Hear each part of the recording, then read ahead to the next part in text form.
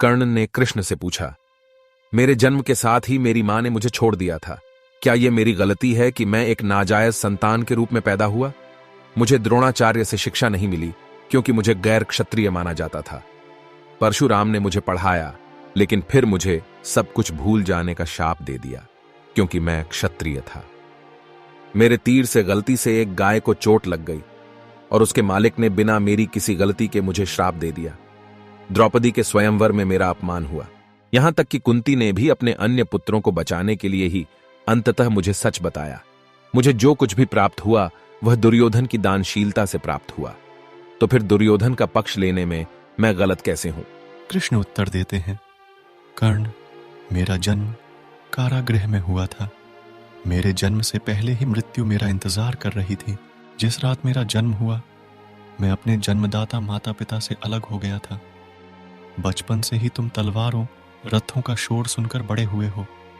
घोड़े, धनुष और बाण, मुझे केवल गाय का छप्पर, गोबर और मेरे चलने से पहले ही मेरे जीवन पर कई प्रयास मिले। कोई सेना नहीं, कोई शिक्षा नहीं।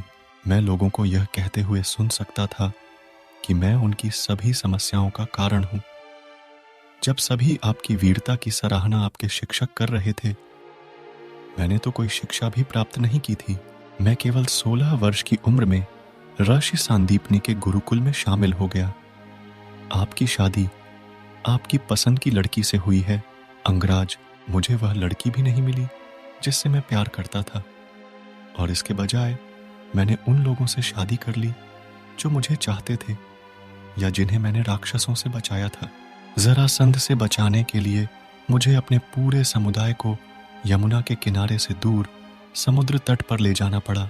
भागने के कारण मुझे कायर कहा गया। यदि दुर्योधन युद्ध जीत गया तो तुम्हें बहुत बड़ा श्रेय मिलेगा। हर किसी के जीवन में चुनौतियां होती हैं।